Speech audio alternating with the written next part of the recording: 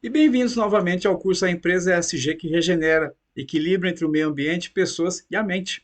E nessa terceira e última parte, nós dividimos o módulo em duas partes, parte A e B, e nós vamos tratar aqui sobre as principais estratégias, principais sistemas de planejamento para a gente implementar sistemas de sustentabilidade e ESG nas empresas.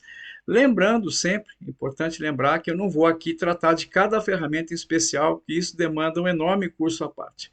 Então, respeitando que é um curso introdutório, com certeza você vai conhecer as principais, eu vou chamar a atenção das estratégias hoje que estão sendo mais exigidas, que estão sendo mais reconhecidas, mas prometo, num segundo módulo, já aprofundar cada uma delas, mostrando mais detalhadamente cada uma e sugerindo três grandes ferramentas. Primeiro, então, nós vamos começar, antes de implementar qualquer estratégia, qualquer planejamento e antes de pensar qualquer sistema de gestão para sustentabilidade ESG, é fundamental que você reconheça quais são as agendas, quais são os grandes temas que hoje estão sendo discutidos no mundo, que estão sendo propostos para resolver inúmeros problemas ambientais no planeta e problemas também socioculturais e econômicos.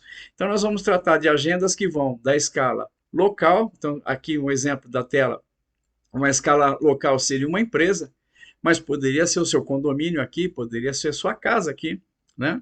Depois, essa empresa afeta a economia, né? Ela gera lucro, ela gera dividendos, ela gera impostos, mas ela também gera externalidades, ou seja, qualquer empresa ela gera problemas ambientais e até sociais, há externalidades, portanto a economia não é somente positiva, não é só PIB, nem renda per capita, há um lado negativo do processo que precisa ser devidamente sanado.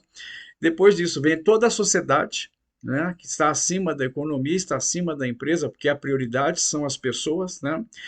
E aí o meio ambiente, que vem acima, porque a gente sabe que sem planeta e sem um meio ambiente sustentável e em equilíbrio, homeostase, é impossível a vida. Então nós vamos começar as discussões sobre as agendas na escala global, na escala que nós chamamos de planetária, porque qualquer grave problema que afete a escala planetária, esse problema é irreversível, né? A gente sabe que as mudanças climáticas, se a gente atinge aí uma média de temperatura hoje que acima de 2,5 graus de 60 anos atrás, 3 graus, nós já começamos a entrar em seríssimos problemas de reversibilidade desse sistema. Então a gente vai tratar primeiro das escalas globais e mais irreversíveis, e na ordem do gráfico azul, em cima da seta azul, a gente depois vai tratar dos temas onde a reversibilidade é maior, né? Então a gente começa das grandes agendas. Uma primeira enorme agenda, né, ESG, hoje para o mundo, são com relação aos relatórios de sustentabilidade. Ou seja, centenas de milhares de empresas hoje estão divulgando relatórios, né, dizendo que são sustentáveis, dizendo que têm processos e produtos sustentáveis, afirmando que tratam as comunidades com equidade, que têm uma gestão das comunidades, que possui gestão com stakeholders, que possui um bom diálogo com governos, com comunidades locais, com todos os setores atingidos, mas nós, infelizmente, reconhecemos que nesses últimos 20 anos existe muita mentira, existe muito fato autodeclarado e que não diz a verdade. É reconhecido pelo famoso greenwashing, né? E para sanar esse problema, que é um problema grave, porque é um problema mundial, não é só brasileiro, empresas que mentem, né? Empresas que dizem que são verdes ou que têm fachadas verdes, mas de fato verdes e sociais não tem nada a respeito. Então, a União Europeia ela lançou recentemente um nível de relatório, uma exigência para divulgar relatórios de sustentabilidade ESG extremamente detalhados e complexos, que é o Corporate Sustainability Reporting Directive, né, da União Europeia. Esse sistema, né, que está à disposição, depois eu vou disponibilizar o link para você ter acesso, vai determinar, então, a tentativa da União Europeia é determinar padrões de relato e padrões de publicidade de relatórios de sustentabilidade detalhados, verídicos, bastante auditados, né, e bastante fidedignos, para que as empresas possam cada vez menos divulgar mentiras e greenwashing, tá? Uma outra agenda também, que é uma agenda mais ligada às questões financeiras, é com relação a padrões para que as empresas publiquem, né, os seus desempenhos financeiros e divulguem os seus relatórios financeiros, principalmente quando elas atuam em questões de sustentabilidade. Então a gente sabe que existe muita empresa por aí, existe muito conglomerado que divulga que investiu milhões, que investiu milhares de dólares em determinados processos de recuperação, investiram fortunas em ONGs, em fundações, e nós sabemos que isso não é muito bem uma realidade, né? Existem muitos investimentos aí que são disfarçados, que são truques de caixa, e para evitar todo esse financial washing, né, que é uma outra alusão a greenwashing, então a própria, né, o Instituto Internacional, International Sustainability Standards Board, né, que é uma instituição que cuida dos padrões de divulgação de relatórios financeiros, então ele determinou 2 padrões de divulgação desse relatório. O primeiro padrão, que é o S1, que são divulgações de relatórios, né, a parte financeira ligada à sustentabilidade. E o S2, que é um relatório que está divulgando detalhes dos investimentos da empresa para mitigar problemas climáticos. Vou dar um exemplo. Se uma empresa compra crédito de carbono, ou se ela investe em captura de carbono, né, ou se ela investe no mercado de títulos de crédito de carbono, o padrão S2, né, do ISSB, vai determinar exatamente quais são os parâmetros para que essa empresa declare corretamente os números dos investimentos em créditos de carbono. Então, são as divulgações específicas do clima, tá? E nós temos outras grandes agendas, né? Por falar em créditos de carbono, nós temos a ação climática e a descarbonização, que é uma agenda hoje mundial, que inclusive esse ano temos a ECO não, perdão, nós temos a COP, né, em Belém, COP 2030, no final do ano, lá em Belém, que vai discutir, inclusive, vai refinar e vai melhorar a proposta do Acordo de Paris, que ainda não está sendo obedecido em diversos locais do mundo. Nós temos aí problemas até com os Estados Unidos, que não obedece o acordo, que sempre foi relutante em obedecer os padrões do Acordo de Paris, que já tinha sido proposto e que aperfeiçoou, inclusive, o protocolo de Kyoto. Então, nós temos aí, né, a COP 2030, que é fundamental você acompanhar, depois vai seguir na apostila e no material o link para acompanhar o site oficial da COP 30 em Belém, né? E nós temos 3 grandes propostas do mercado e das corporações com relação à questão da carbonização. Uma delas é o Net Zero, né, que são as metas de redução das emissões. Então, a COP, inclusive, vai discutir com relação à redução de emissões de gases de efeito estufa, o chamado escopo 3. A gente sabe que o escopo 1 é a empresa reduzir as suas próprias emissões. O escopo 2 já trata da cadeia logística, né, da empresa reduzir as emissões dos fornecedores. A empresa se preocupar com aquela carreta que trafegou pela rodovia, né, do país todo, trazendo algum insumo e que eliminou gás carbono, eliminou dióxido de enxofre, eliminou diversas substâncias de efeito estufa. Então, a empresa tem que se preocupar também com isso, que é o escopo 2. E o escopo 3 é mais complexo, porque a empresa deverá, a partir desse ano, a empresa deverá se preocupar com relação à emissão de gases de efeito estufa dos seus parceiros, de toda a cadeia, tá? Então, ela vai ter que trabalhar junto aos seus fornecedores e toda a cadeia logística para diminuir e chegar à meta de net zero, ok? Existe também a agenda da adaptação às mudanças climáticas. Muitas empresas operam e dependem das condições climáticas. As empresas aéreas, os grandes grupos agrícolas, os grandes grupos de exportação que utilizam transporte, né, transporte tanto por navio quanto por trem.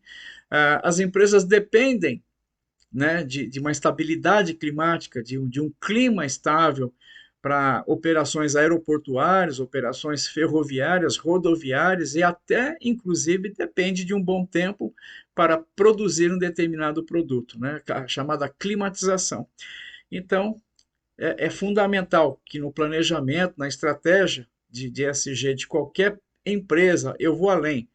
É fundamental que todos nós tenhamos atenção voltada a planejarmos a nossa vida, infelizmente, para um modelo climático que está alterado. E isso é fundamental para que a gente se adapte a uma situação que deveríamos ter evitado, mas que estamos sofrendo e deveremos agora regenerar, tá? E por fim, o chamada agenda das finanças sustentáveis, né? Então existe um mercado de títulos sustentáveis, títulos ligados a investimentos sociais de sustentabilidade, que continua crescendo e é importante, se você é da área financeira da sua empresa, participar desse sistema chamado GSSB, né, que são os mercados mundiais de finanças sustentáveis, por exemplo, títulos verdes ligados aos créditos de carbono fazem parte desse mercado. É bom você ficar atento para o funcionamento, porque é captação de recursos, são fundos de investimento na empresa, só que são fundos exigentes e exigem bastante critérios com relação a ESG, ok? Por fim, a última tela aí, né, uma última agenda mundial, que é a biodiversidade e o capital natural, que envolve inclusive a biodiversidade. Então nós temos por parte mundial aí, não só das empresas, mas da ONU, a chamada Task Force on Nature-Related Financial Disclosures, que é a TNFD, que é um grande sistema, um framework para que as empresas, nesse painel que está disponível na internet, as empresas avaliem os seus riscos e divulguem as oportunidades relacionadas das suas operações à natureza. Ou seja, é fundamental que a sua empresa cada vez mais, nos relatórios, né, inclusive proposto pela Task Force, aí, elas divulguem os riscos das operações, divulguem os riscos sociais também das suas operações, avaliem os riscos das operações, avaliem os riscos sociais, evitando o trabalho infantil, o trabalho escravo, evitando humilhações, evitando políticas racistas, xenofóbicas, políticas, infelizmente, de segregação, né, de gênero, de mulheres, de outros grupos minoritários. Então é fundamental que a empresa avalie sempre os riscos, divulgue os riscos e coloque também, avalie as oportunidades que ela pode lançar com relação às questões de preservação ambiental e social. Uma grande dica que eu falo, uma grande ferramenta que eu vou dar um curso, vou ensinar vocês a como praticar, é a A1000, né? A grande norma sobre materialidade, né? Essa norma, ela exatamente vem em direção a avaliar os riscos, enxergá-los e mitigá-los antes que eles aconteçam. Aí nós temos, por fim, a Convenção sobre Zonas Úmidas da ONU, né, Ramsar 15, e oceanos, que são convenções internacionais ligadas à ONU, que cuidam de eventos globais ligados às zonas úmidas. Então, as empresas que operam, presta bem atenção, se a sua empresa, se vocês operam em áreas úmidas, rios, áreas costeiras, estuários, oceanos, a sua empresa deve sempre observar, você deve chegar na sua diretoria, na sua equipe e propor observar a Convenção sobre Zonas Úmidas para ver se vocês estão infringindo regulamentos, se vocês estão quebrando regras ou se a empresa está adequada a essa proteção de água doce e água salgada, tá? E por fim, a terceira conferência, né, lembrando que esse ano na Costa Rica e na França houve a terceira conferência dos oceanos da ONU, que inclusive aprimorou as ações de preservação da vida na água, que está abrangida pelos Objetivos de Desenvolvimento do Sustentável da ONU, número 14. Então fica de olho, porque a ODS 14 foi objeto esse ano de atenções e de mudança de legislação de propostas, tá bom? Isso é fundamental. E existe, por fim, fechando aqui, a agenda humana, tá? E na agenda humana, a gente abrange os aspectos sociais e os direitos humanos. Com relação aos direitos humanos, cada vez mais tem se apertado e cada vez mais tem se exigido que as empresas pratiquem toda uma auditoria, uma due diligence, né, na cadeia de suprimentos.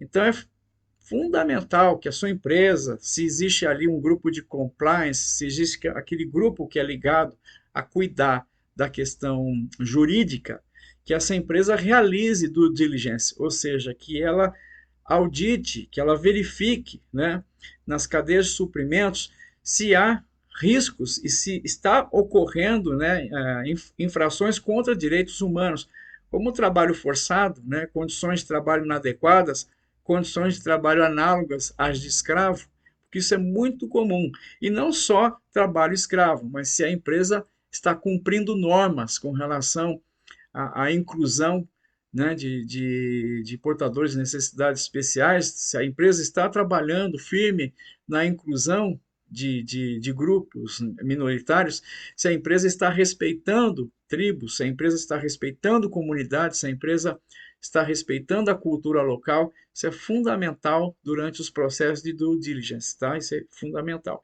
E aí nós lembramos novamente, né? Foco de novo na questão humana, que cada vez mais vai ser cobrado, né? Não só pelos governos, não só pela legislação, mas cobrado pelas pessoas. Que a empresa busque políticas de equidade, equidade de salários.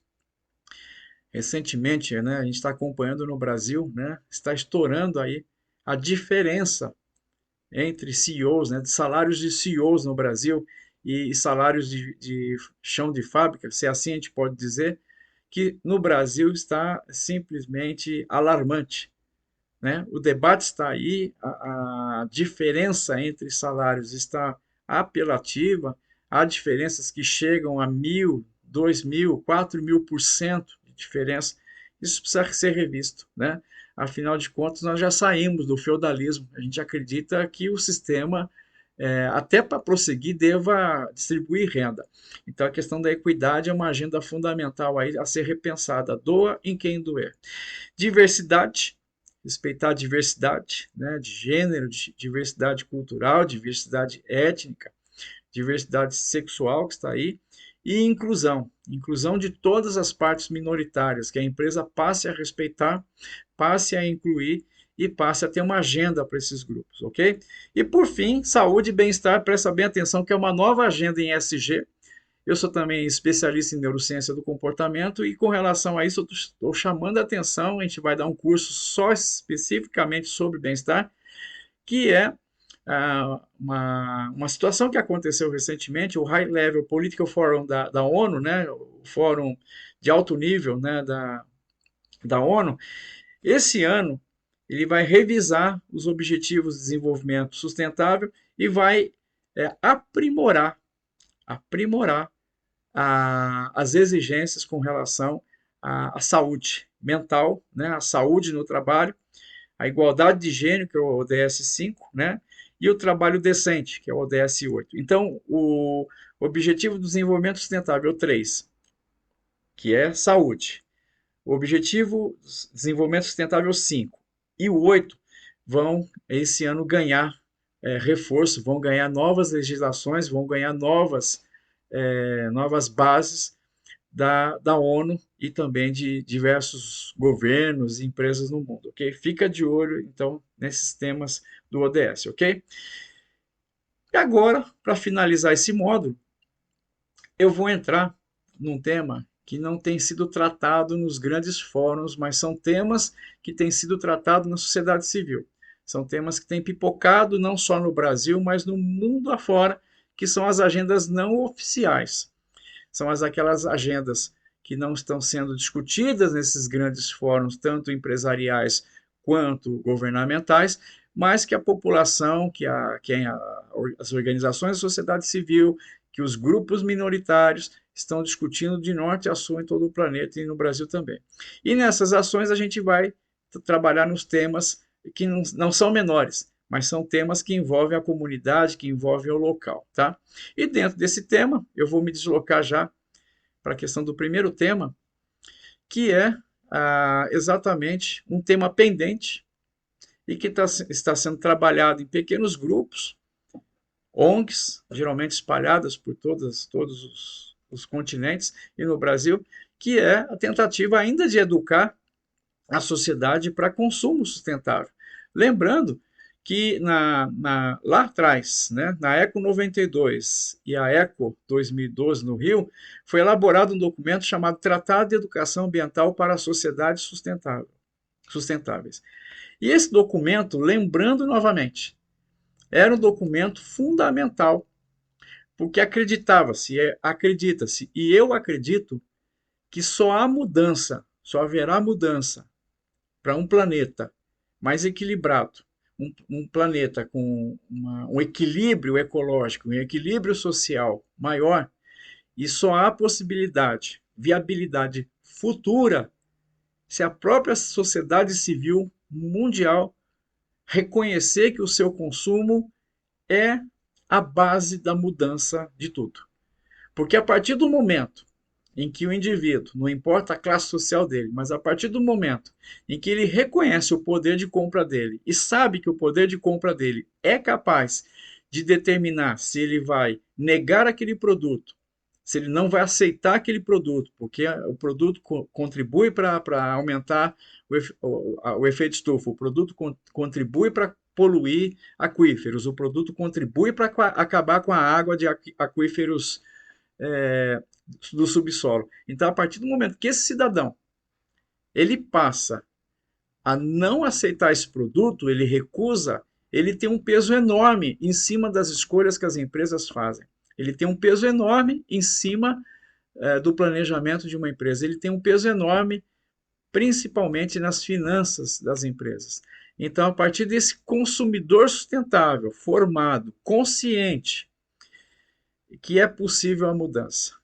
E as empresas, os governos, as sociedades que aplicarem seriamente o Tratado de Educação para Sociedades Sustentáveis e firmarem um compromisso de educar o cidadão para que tenha cidadania no consumo, nós conseguiremos grandes mudanças. E quem sair na frente nessa educação vai comandar um processo de grande virada, vai comandar um grande processo de revolução para um verdadeiro modelo regenerativo de economia, um verdadeiro modelo sustentável, e não o que nós temos aí, que tem mais de greenwashing do que a gente acredita, ok?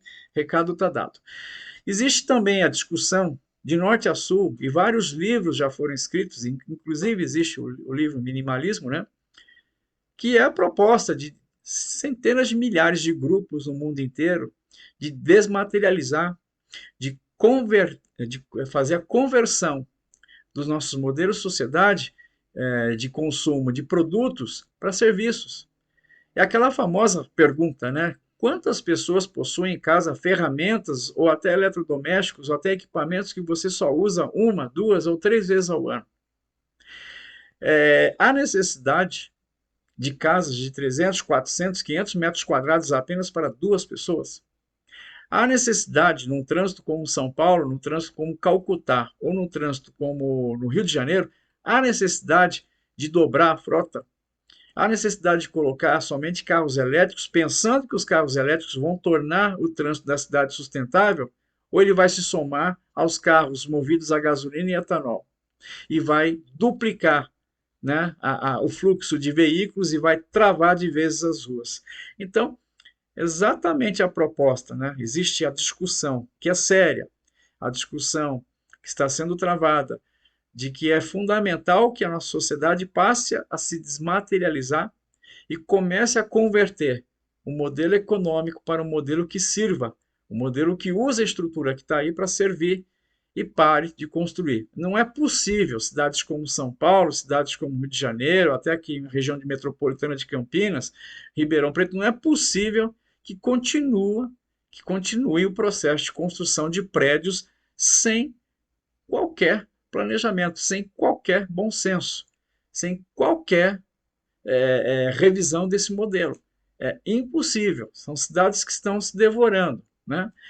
E aí nós temos propostas também que estão nascendo. Houve um evento recentemente na Bélgica, né, de economia regenerativa muito forte, inclusive John Elkington, um grande John Elkington, né, grande autor de Canibais de Garfo e Faca, participou, né, propondo um modelo de uma economia que seja regenerativa.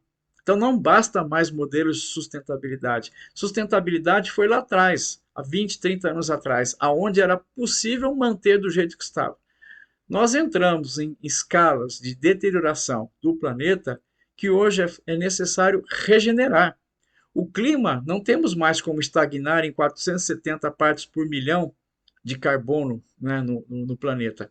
Nós temos que abaixar essas 470 partes por milhão para 250 para menos.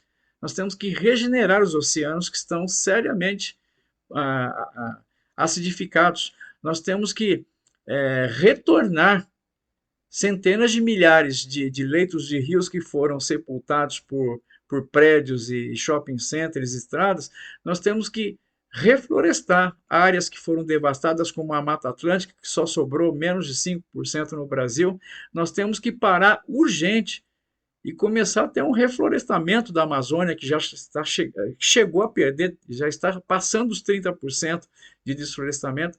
Ou seja, nós não temos que estagnar do jeito que está, nós temos que recuperar. Então, a economia regenerativa é uma proposta de modelo do qual qualquer tipo de produto, qualquer tipo de serviço, busque, na sua escala, se for macro ou pequena, não importa, busque regenerar o meio ambiente. Né? Uma agricultura regenerativa, ela seria implantada no meio da floresta, seria uma agricultura mais focada ao modelo indígena antigo, né? E menos essa agricultura de plantation que a gente vê no interior do estado de São Paulo, onde a gente vê quilômetros e quilômetros e quilômetros de florestas de desertos verdes. Você sabe os produtos que existem aqui. E um outro modelo que está sendo proposto, por exemplo, é a produção biomimética, ou seja, imitar a natureza, usar produtos naturais, produtos ecológicos, né, insumos ecológicos, mas serem extraídos de forma ecológica, né, como, por exemplo, várias empresas de cosméticos hoje no Brasil que estão extraindo, por exemplo, a castanha do Pará, mas não estão derrubando nem árvores, nem extraindo da árvore, está extraindo o que cai do chão. Né? E buscarmos cada vez mais imitar a natureza na produção, porque a natureza ela economiza energia, ela elimina o mínimo, ou se não quase nada de resíduo, que ela aproveita tudo, ela trabalha em sistema de closed looping, né, sistema de reaproveitamento total, e isso, as pesquisas em produção biomimética devem ser cada vez maiores. Né? É uma tendência de uma ação que está ocorrendo na escala micro aí pelo planeta. Tá? A economia solidária, né, e o desenvolvimento sustentável local, porque não é possível que o mundo seja só gerido por grandes corporações e que elas dêem soluções para os problemas locais. A economia local, a pequenos empreendedores, né, artesãos, vendedores de fitocosmecêutica, vendedores de alimentos orgânicos, veganos, há milhões desses vendedores espalhados no mundo, e esses pequenos vendedores merecem suporte, merecem estrutura, merecem incentivos para que a economia local se fortaleça, porque ela fornece emprego, ela recolhe imposto, ela gera produtos de qualidade, as pessoas sabem a procedência, né? Você compra ali uma erva, você compra um chá, você compra um alface, você compra uma verdura e você praticamente retira esse material lá no campo, no próprio produtor. Então, essas agendas locais devem ser fortalecidas e devem ser pensadas. E por que não a sua empresa não investir em alguma agenda local? A sua empresa tem restaurante? Ótimo. Proporcione um modelo de compra de insumos para o seu restaurante dos produtores locais, né? Alimentos orgânicos locais, e não das grandes cadeias de fornecimento. Para que um alface vai viajar 200 quilômetros para chegar até o restaurante da sua empresa, se você pode localizar um produtor de alface a 10 quilômetros de distância? Pense nisso. E um tema que está aí gritando e batendo na porta, né? Concentração de renda. Não é possível que um mundo sustentável, um mundo social, eu estou falando do S, do social, né, do ESG, não é possível que um mundo sustentável, um mundo mais equilibrado, um mundo mais justo, aceite a ideia de que o dinheiro tem que fluir sempre, da base da pirâmide para 1% acima da pirâmide. Isso é inviável, isso é inaceitável, isso não tem a ver com questão política, com questão partidária, isso é uma questão desumana. Né? A distribuição de renda, a distribuição de oportunidades, a distribuição de prosperidade, ela deve ser para todos, tá? É esse o recado. E ainda, por fim, né, a grande agenda ainda não resolvida, né? E qual que é essa agenda? Essa parte é mais filosófica, mas é fundamental do curso. Ainda não resolvemos, a humanidade, as empresas, os governos, ainda não resolvemos a questão da nossa humanidade com a natureza. É fundamental a gente lembrar, e citando aqui, né, dois grandes líderes que estão aqui, né, que é fundamental lembrar o quê? Que nós somos parte integrante da natureza, e ela não é um recurso natural. A natureza é algo a nos reintegrarmos, precisamos voltar a fazer parte dela. Nós não somos destoantes da natureza, nós não somos a parte da natureza. A natureza não está aí à disposição nossa. A natureza somos nós e nós somos a natureza. Então nós temos que gerir, né, uma relação com a natureza de homeostase, de reciprocidade, uma relação de intimidade, né, uma relação que esteja ligada a essa natureza. Senão é impossível continuarmos. Né? A gente não pode ter essa relação de que nós somos uma espécie superior, porque sem natureza a gente não sobrevive. Sem planeta não existe humanidade. Sem biodiversidade não existe humanidade. E essa relação deve ser repensada, e não é uma questão de empresa, não é questão de governo. É uma relação entre você, eu e a nossa vida. Pense nisso com todo carinho. A vida, ela é uma imensa rede, né? Paul Barão, grande pensador das redes, né? Ele colocou exatamente essa discussão, né? A vida é uma imensa rede. Nós estamos integrados e interligados um ao outro, né? É uma verdade que quando você toma um copo d'água, você pode tomar, você pode beber uma gota de suor de uma árvore da Amazônia, ou você pode estar tomando uma gota de suor de alguém que já faleceu há décadas. Essa água, ela recicla, ela passa por nós, ela volta para a natureza e ela vai para alguém. Então nós somos apenas uma espécie, nós somos simplesmente um elo de uma cadeia em rede, e essa rede complexa e gigantesca é o planeta Terra.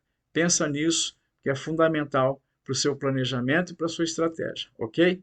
Muito obrigado e até o próximo módulo. Até lá!